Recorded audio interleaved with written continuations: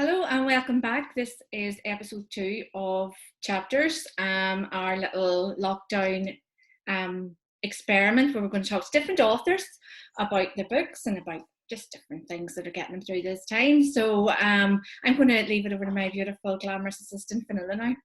Hi, welcome back everybody, and thank you for coming back. And if Louise would manage to stop reading her book, we could get going. For those of you who don't know, and I'm sure there probably are not very many of you who don't know this wonderful woman, this is Louise Beech, our pal and writing partner in crime. And Louise, now listen, for those who follow you on social media, they will know you. They'll have seen your hilarious videos with both your mad sister Bob Fracklehurst and your new sort of partner in lockdown theatre. I've just been roaring with laughter at them. So, you know, you're obviously naturally funny, yet your books are quite serious, and, you know, they talk about loss and grief. So which is the real you? Which is the real you?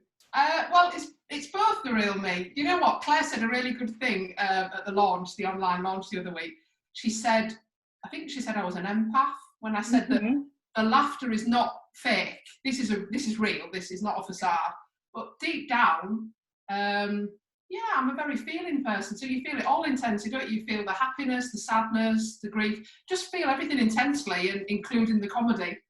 Yeah. Well, we love both in you, and you are one of these people who, like Claire and I, are always in awe when we read your books, because you don't just cross genre. You sort of I don't even know what to like. There isn't out. You create your own genre. Yeah, like there's everything in your back catalogue, from women's fiction to thrillers to the latest, which is sort of thriller-esque but quite spooky, and I Am Dust. Called I Am Dust. Can you see the dust there? Can we see? So Claire, do you want to talk about I Am Dust a bit, or? I'm happy to. You know me, God from Yorkshire. Well, look, it's set in a theatre. We know that you work in a theatre. Tell me about where you know, was it just one day at work you go in and you go, ooh, I've got a little story building, or how did it come about?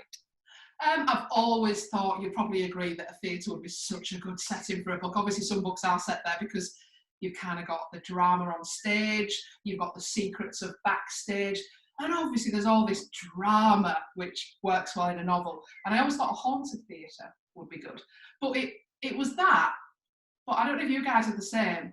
My characters come first, and then I see the characters somewhere. So I saw my usher, Chloe, who was in the book, quite this broken woman who's been self-harming for years. And the first thing that came to me for the book, and I can't say the scene fully because I'll ruin the twist, but there's a certain moment in the book when Chloe realises that her scars have all healed. And that was the first thing I saw. That was the first bit of the book, and I knew I had to work towards that, if that makes sense. Yeah. Then I saw the theatre backdrop, she became an usher, and I merged. So I don't know if you guys, sometimes it's a couple of ideas, like I have a character, a setting, a scene, and I think, can I merge them all? Yeah, I think I work a wee bit the same as that. It tends to be maybe a strange line or a vision. It sounds really cute, but it is. It's like you just see something, and it can be the tiniest wee thing, and it can fire off an idea. But because you write in such a varied manner, Louise, when you go to speak to your lovely publisher, Karen at Arenda, do you think she's sort of sitting there going, oh my God, what's she going to pitch next? Or how does she feel because you can go anywhere with your books, you know, you never know what you're going to get from you. Well, she's gone on board with everything so far. When I tease her a bit, I do tease her a lot because she's the red pen always comes out for the sex scenes, big style. So I keep teasing her that I'm going to write some erotic fiction, and she just does. You've met Karen, you've seen the eyes. Yeah. Just the eyes at me. No, Louise, we're not having erotic fiction. I'm like, it has that mummy look down, you know, that kind of like you're in trouble when you get home look. It just Yeah. You should just tease her with short stories someday and say, I'm thinking of doing, you know, a book of erotic short stories, Karen. Watch this space. I mean, the next book does involve a lot of sex, so whether, and I've not yet signed a contract for that. Yeah. So wish me luck with putting that one to Karen. Is this when we say that your next book is in fact a memoir? Oh my word, I just realised it sounds like that. No, there's another one. I wrote one in 2018 that hopefully will be next year's, okay. and then maybe the memoir. Okay. Oh, darn. Now, I know a little bit about this one that you wrote in 2018 because we have had a little bit of a chat about it, because it does feature a storyline of a young man who is autistic, and I have an autistic son, so you know, when he's a teenager and at that lovely age. So we have had a bit of a chat about it. Tell us a wee bit about that story, because it is an interesting one.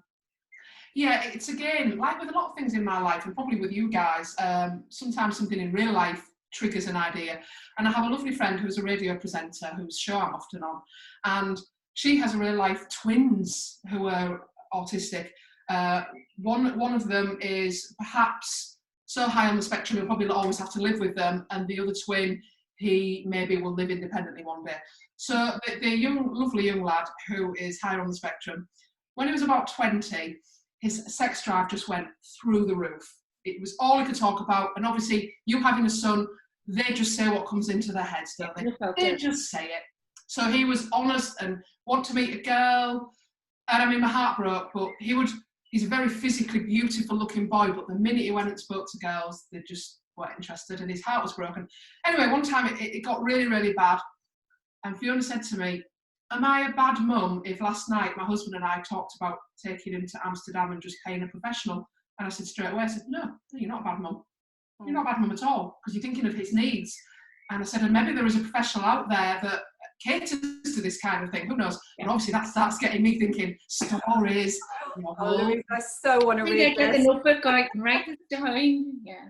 So I read a fictional account of a lady with a son who has that happen, alongside a young lady who is a nurse, whose father's very ill and she's having to pay all the mortgage, so she has to make more money, and she's a high-class escort. You merge the two, what have you got? Brilliant. Tragic love story. No, I think it sounds great, because I know how you write. I know that it's not going to be sensational or a CD or whatever. It is going to be about the internal feelings. Yeah. So you know, there's nobody that I would think would be in safer hands. So what I want to know is, with this sort of, you know, no boundaries grown up that you are, what were you like in school? I mean, were you just impossible to control, or were you really, like, you know, timid at the back of the class watching everyone? You won't believe this, but till I was 16 I was quiet. I really was. I did have quite a tough childhood, so you may not believe this, but I was quite a timid kid. I wasn't inside, but I didn't sort of dare behave otherwise. Once I got to about 16, I was then a bit of a rebel. I did get thrown out of school at 17, got pregnant at 19, so and the tough childhood bit leads to the memoir that I mistakenly said was next, but I know you're writing it at the moment, so that is yet another sort of, you know, boundary break, really. You know, I mean, you know, what can we do? We're just, you know. How do you feel writing the memoir? Because it must be very cathartic, but it must be pulling a lot of emotions up to the top as well. It's both of those things, absolutely. On a good day, I come out of it feeling kind of quite powerful for approaching that. And then on a bad day, I think, I don't know if I can carry on, because I'm approaching things that I don't actually remember very well, if that makes sense. We've got care records for our childhood, but hoping to get some answers which they don't hold. So, it's a tricky one. On a bad day, a really bad day, I do leave it and write it on a better day. But it's hard now, obviously, what we're going through. Because before, I could go out and meet my friends and have fun and sort of get over that.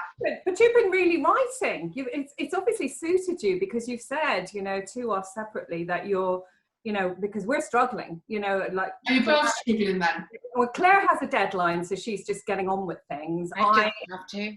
I don't have a current deadline, so I'm actually sort of waffling a bit. And I know this sort of situation seems to really suit you, to just head down and get on with it. Do you know what? The writing, it's always been my safe place, my refuge always, and that's why.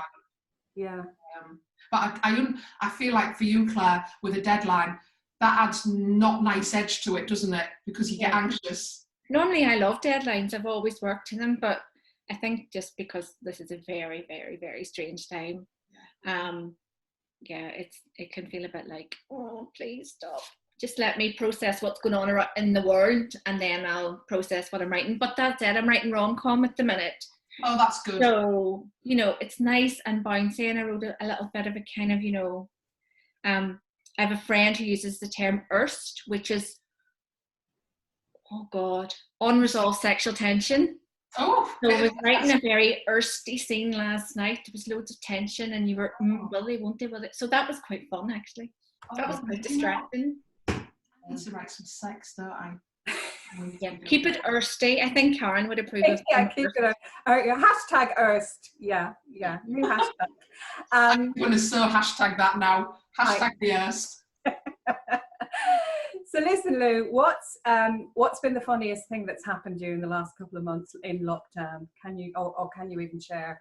Well, I have learned that my husband's in the office. He's made the spare room into an office.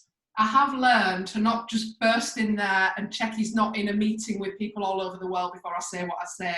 Said a few inappropriate things, maybe I shouldn't say here. Some to involve with things going a bit wrong in toilets and shaving, just things, yeah. Conversations that should be kept between a man and wife. Yeah. How about you guys? Probably not best advertising in the Zoom meetings. I don't mean these ones, I mean his ones.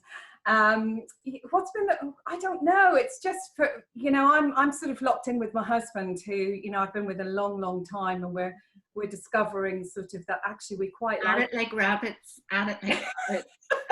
Really? I wish. But no, we've discovered we quite like each other still, which is quite nice. It's there hasn't been a time where there hasn't been family popping in or whatever, which actually is the downside of it for me. I'm really I'm brutally missing my girls. Just feeling it Me like too. pain. I can loan you both some teenagers if you like. I think.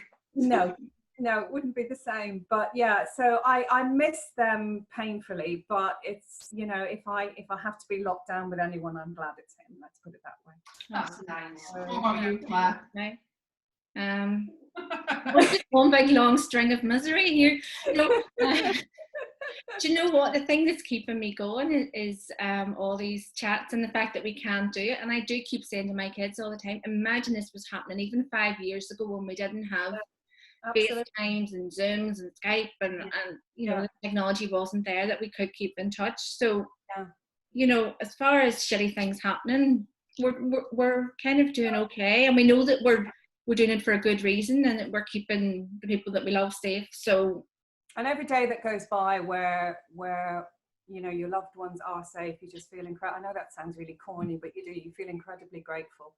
And I'm going to finish up on a funny note by saying this is the second time I've noticed my not a staple, what is it? It's a paper clip shining in the sunlight there. I feel like Jack Duckworth, because I can't get to the opticians and my glasses fell apart. So they are held together. Oh, you should have put like a big plaster or duct tape or something around them. With a beautiful clip. So it does have lenses in. Lockdown invention. What is it? What is that expression?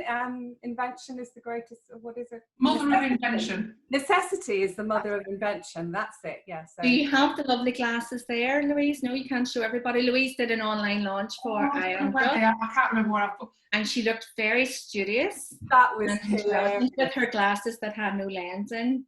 Poked her finger through the lens at one point. Yeah. Everybody should look. Is that launch available on Facebook, Louise?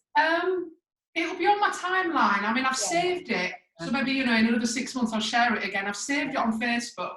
Yeah. It's on my timeline. Yeah, and it's funny, I mean, to be honest, just look her up, on Facebook, on any social media. Twitter, your username on Twitter is @LouiseWriter. So do follow Louise. She's just brilliant. I love you. When I met Louise, we've met once, and I think I sort of attacked her.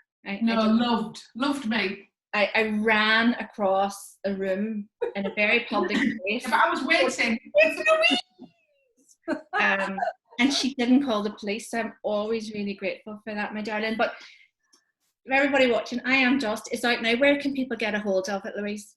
Well, luckily it is on Amazon now as a paperback. It wasn't initially, but it is again now. It comes and goes. I think Waterstones are delivering, Hive. And I think if you're in your area, if you look up local bookshops, some of them are delivering, aren't they, in areas that we live. Or they can order them in. I think a lot of them will order it. The indies can order them in, and it's a nice thing to support them as well if we can. Yeah. But thank you very much for joining us today, Louise. You are an absolute legend. Thank you, darling. We love you always. Take care. Bye. Bye.